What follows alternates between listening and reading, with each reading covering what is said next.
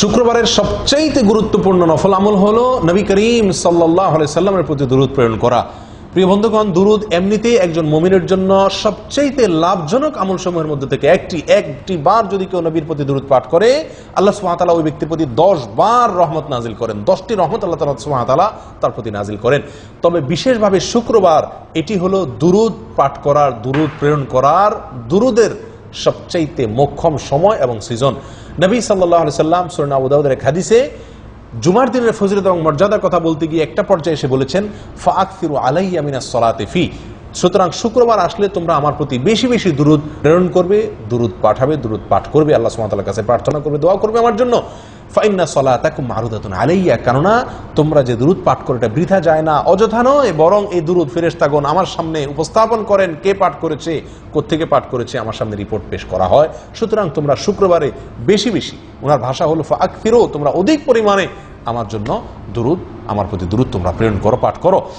সুনানে বাইহাকির বিশুদ্ধ সূত্র বর্ণিত আরেক হাদিসে নবী সাল্লাল্লাহু আলাইহি সাল্লাম শুক্রবার দিনে এবং শুক্রবার রাতে উভয় সময় আমাদেরকে অধিক পরিমাণে দুরূদ পাঠ করার কথা তিনি বলেছেন আকসিরু আস-সালাতা আলাইয়া ইয়াউমাল জুমআতি ওয়া লাইলাতাল জুমআহ, তোমরা জুমার দিনে এবং জুমার রাতে উভয় সময় আমার প্রতি বেশি বেশি তোমরা দুরূদ প্রেরণ করবে।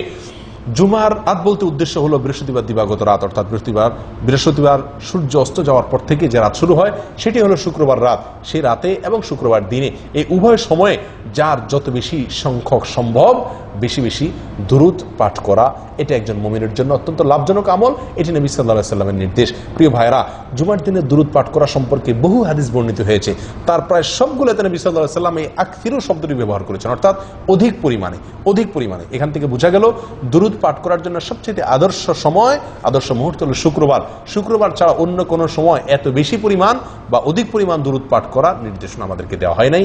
বিধায় আসুন শুক্রবার আসলে বেশি বেশি দুরূদ পাঠ করতে থাকি। নির্দিষ্ট কোনো দুরূদ নয়, দুরূদ ইব্রাহিম সালাতে যেটা এটা পড়তে পারলে ভালো, না হলে শুধু সাল্লাল্লাহু আলাইহি ওয়াসাল্লাম পড়তে পারি, আল্লাহুম্মা সাল্লি আলা মুহাম্মদ ওয়া আলি মুহাম্মদ এটুক পড়তে পারি, বা যে কোনো দুরূদ যেটার অর্থ মোটামুটি ভালো এটা আমরা পড়তে পারি। এবং এটা দিনে রাতে সব সময় অজু সহ, অজু ছাড়া সব অবস্থা আমরা পাঠ করতে পারি। বিশেষ একটি দুরূদ আসরের পরে 80 বার পাঠ করলে বিশেষ ফজিলতের কথা আমরা অনেকে জানি বা শুনছি। এটি সহিহ কোনো হাদিস দ্বারা বর্ণিত নয়, বরং এটি সম্পূর্ণ জাল।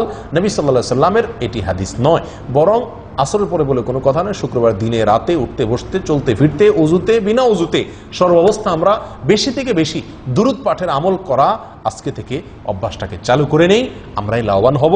কারণ হাদিসের শেষে নবী সাল্লাল্লাহু আলাইহি সাল্লাম বলেছেন, ফামান সাল্লা আলাইয়া মাররাতান সাল্লাল্লাহু আলাইহি আশারা, যে ব্যক্তি আমার প্রতি একবার দুরূদ প্রেরণ করবে আল্লাহ সুবহানাহু ওয়া তাআলা তার প্রতি 10 বার রহমত নাযিল করবেন।